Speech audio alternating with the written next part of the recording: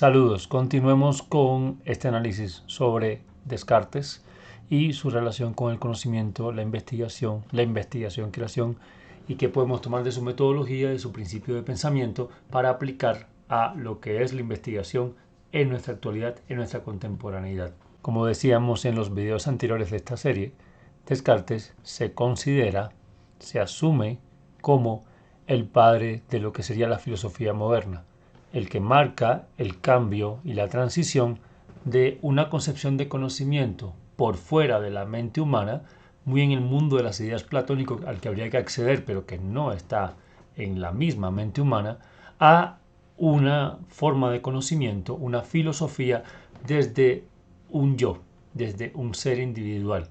En tanto que existo, puedo pensar, puedo dudar y puedo entonces filosofar.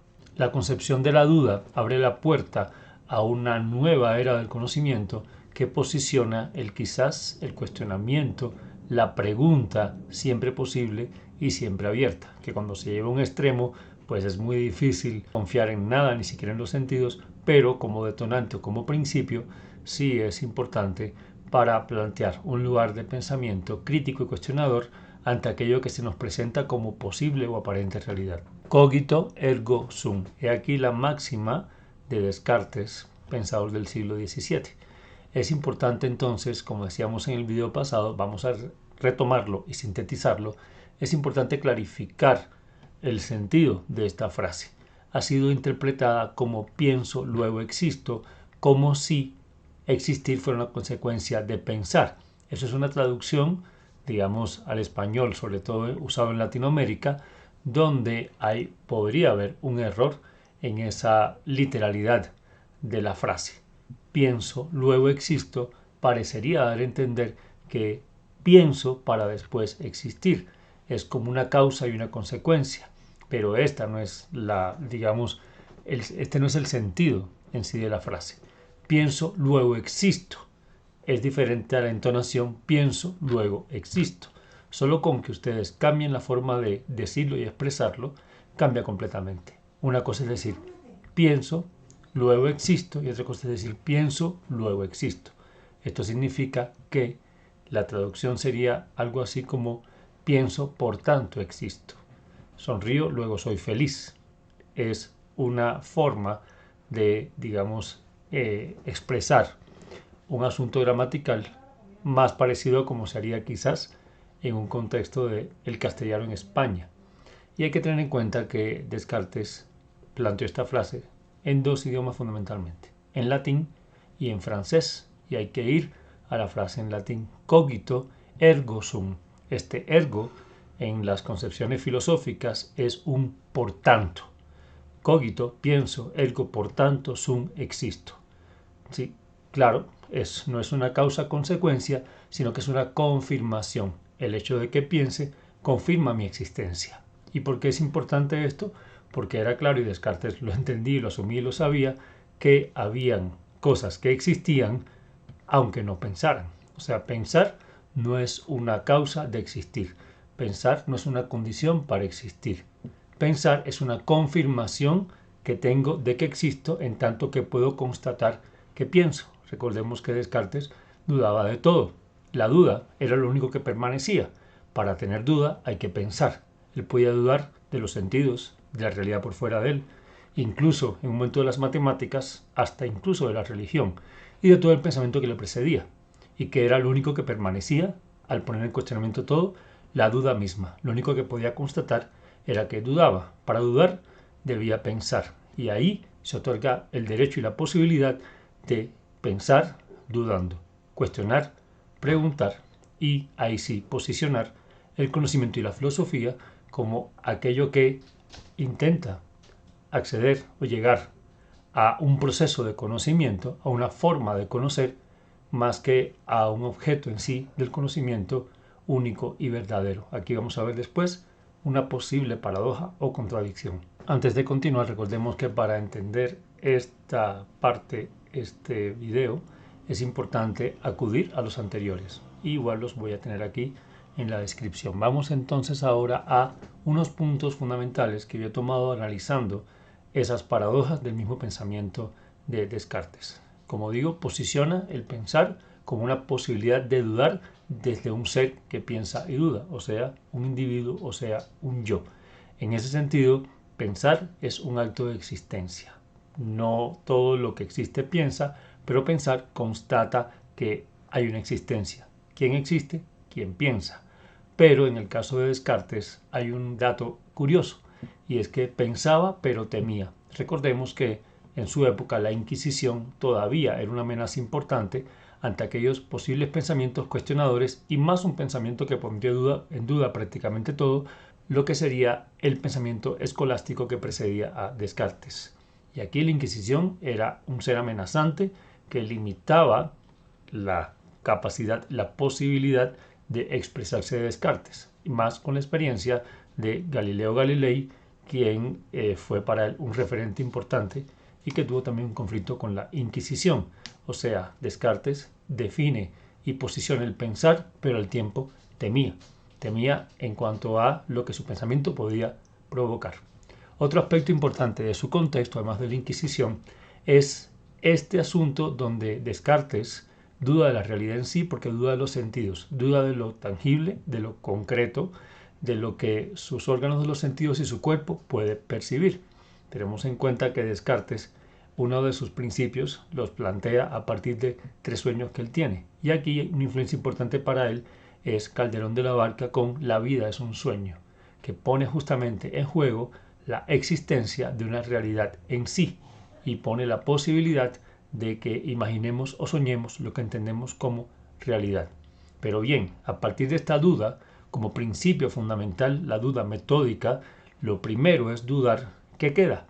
Entonces, si pudiéramos eliminar todo lo externo, si decimos que tal que pudiéramos, hacer desaparecer el contexto que nos rodea, el espacio que nos rodea, ¿sí? Si todo lo que nos rodea desapareciera o desapareciera, ¿qué quedaría? Pues quedaría algo, quedaría el pensamiento. Ustedes no pueden dejar de pensar. Imagínense, por ejemplo, que los objetos que les rodean no estuvieran. Imagínense flotando en un vacío. Imagínense sin tener contacto con nada material. ¿Qué quedaría? No podrían dejar de pensar. Es como esta contradicción o paradoja cuando se nos dice un ejercicio, no pienses, lo primero que uno hace es pensar. Lo que Descartes puede constatar es que él nunca puede dejar de pensar. Y esto es interesante.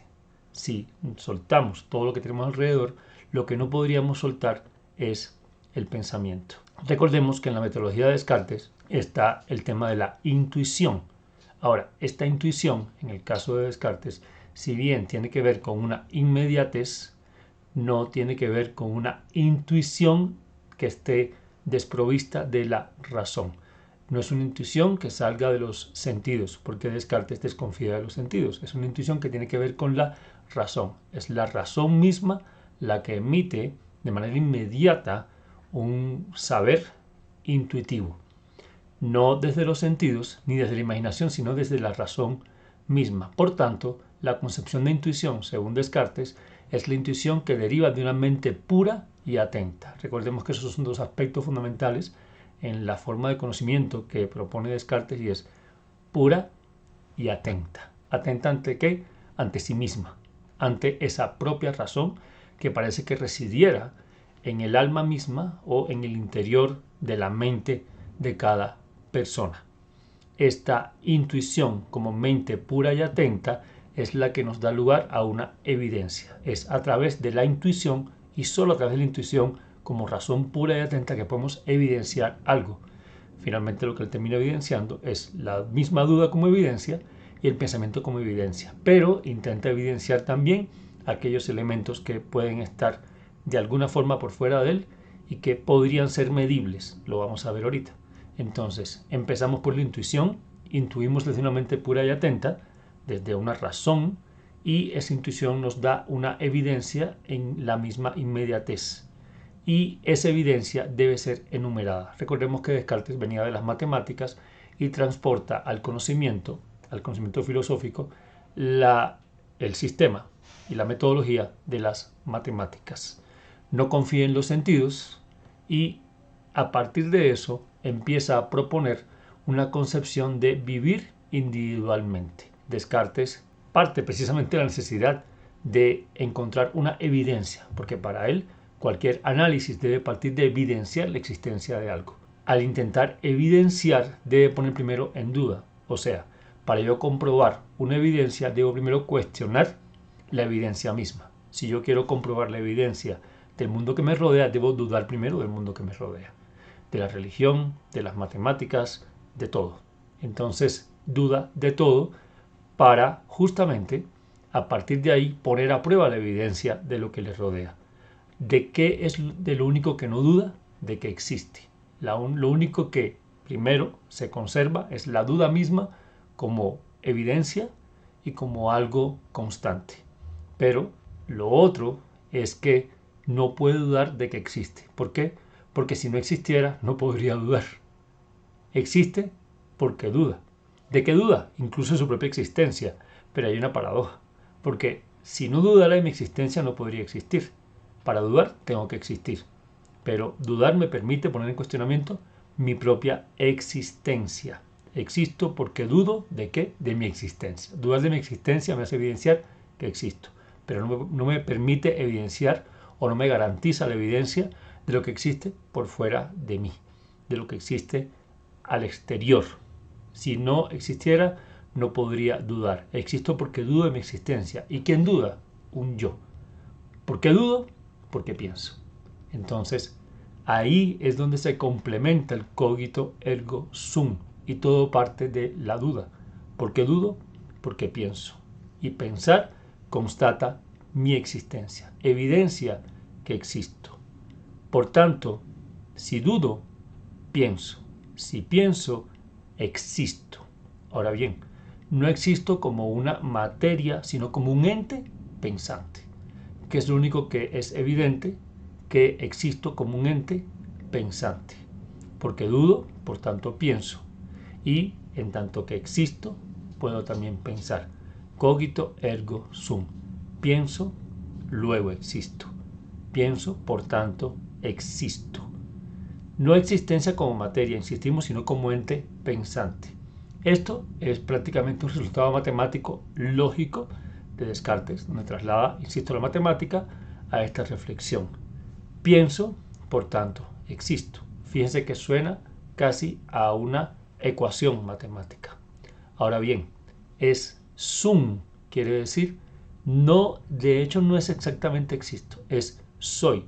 Recuerden en la Biblia la frase de Dios cuando dice ego sum qui sum, yo soy quien soy, el que soy. Cogito ergo sum, pienso, por tanto, soy el que soy. De hecho, ni siquiera se refiere posiblemente a una existencia. La existencia está por ser comprobada o se comprueba, pero a partir de un ser como ente pensante. O sea que aquí la traducción que hemos tenido cuando decimos cogito ergo sum y decimos pienso, luego existo, realmente hay que definir esa existencia. Esa existencia implica soy, o sea, de alguna forma hay una esencia, un ente pensante que me hace ser. Hay un ser que piensa. ¿Quién piensa? Ese ser. Cogito ergo sum, pienso, luego soy.